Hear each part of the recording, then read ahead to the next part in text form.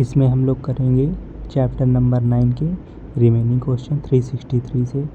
Dash बेरोजगारी उस न्यूनतम बेरोजगारी स्तर को कहते हैं जिसे एक स्वस्थ अर्थव्यवस्था मुद्रास्फीति उत्पन्न किए बिना बनाए रख सकती है। तो प्राकृतिक बेरोजगारी उस न्यूनतम बेरोजगारी स्तर को कहते हैं जिसे एक स्वस्थ अर्थव्यवस्था मुद्रास्फीति किए बिना बनाए रख सकती है। प्रचंड बेरोजगारी एक प्रकार की बेरोजगारी है जिसमें ऐसे लोग होते हैं जो दिखने में तो नियोजित होते हैं लेकिन वास्तव में बेरोजगार होते हैं, जैसे कृषि में संलग्न लोग। बेरोजगारी दर ज्ञात करने का सूत्र होता है बेरोजगार श्रमिक अपॉन कुल श्रम बल इंटू 100। तो सेकंड नंबर इसका सही है, बेरोजगार श्रमिक अपॉन कुल श्रम बल इंटू 100। भारत में बेरोजगारी पर आंकड़े पारंपरिक रूप से श्रम और रोजगार मंत्रालय MLE द्वारा प्रत्येक 10 वर्ष में एक बार एकत्र संकलित और प्रसारित किए जाते थे। निम्नलिखित में से किस प्रकार की बेरोजगारी को वास्तविक मजदूरी बेरोजगारी के रूप में भी जाना जाता है? तो क्लासिकल चिरसम्मत को जाना जाता है वास्तविक मजदूरी के रूप में। चिरसम्मत क्लासिकल वास्तविक मजदूरी बेरोजगारी तब होती है जब मजदूरी संतुलन स्तर से ऊपर निर्धारित की जाती है जिससे श्रम की आपूर्ति मांग से अधिक हो जाती है। 366 नंबर है, आज़ादी से पहले के भारत में गरीबी रेखा की अवधारणा पर चर्चा करने वाले पहले व्यक्ति कौन थे? तो दादा भाई नौरोजी थे। दादा भाई नौरोजी भारतीय ग्रैंड ओल्ड मैन।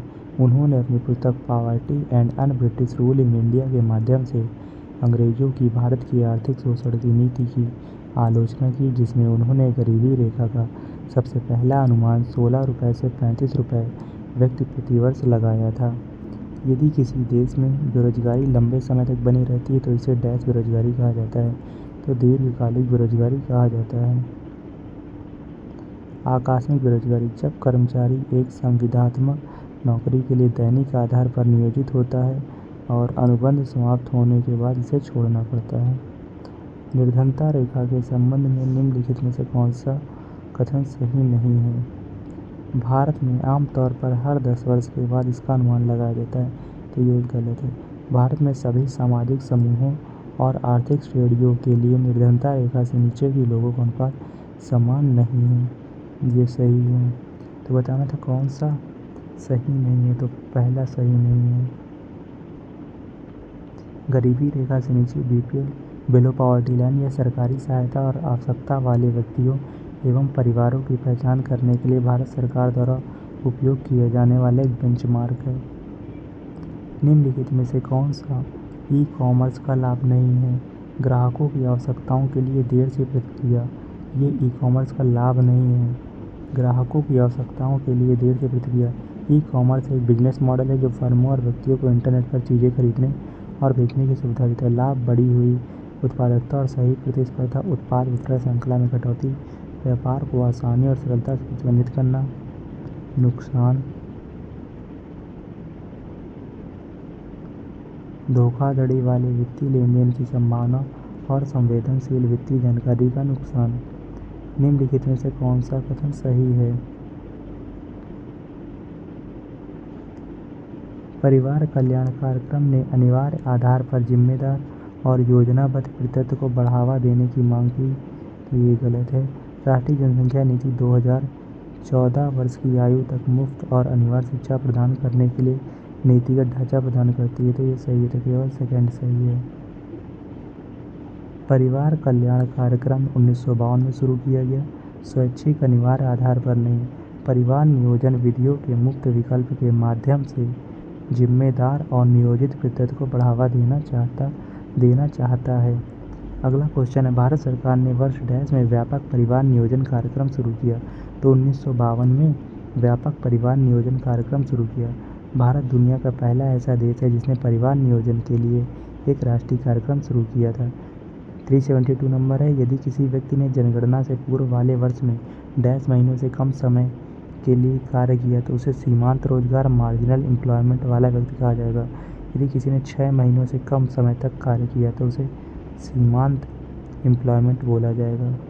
वर्ष के अधिकांश भाग में कार्य नहीं करने वाले श्रमिकों अर्थात जिन्होंने एक वर्ष में 6 महीने से कम या 183 दिनों से कम काम किया को सीमांत श्रमिक कहा जाता है।